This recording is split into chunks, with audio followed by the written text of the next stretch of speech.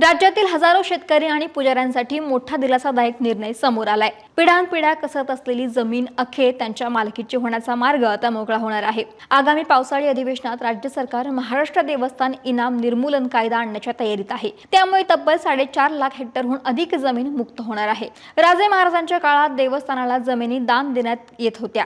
या अनेक जमिनी वर्षानुवर्षे शेतकरी आणि कुळांकडून कसल्या जात होत्या। मात्र या जमिनींची मालकी देवस्थानाकडेच राहिल्याने शेतकरी केवळ वहिवाटदार म्हणून ओळखले जात होते।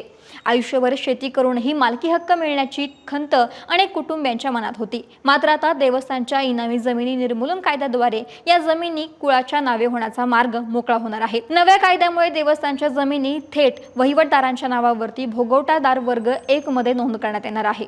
गावठाणातील जमिनी घरांसाठी मोफत देण्याची तरतूद करण्यात आलेली आहे।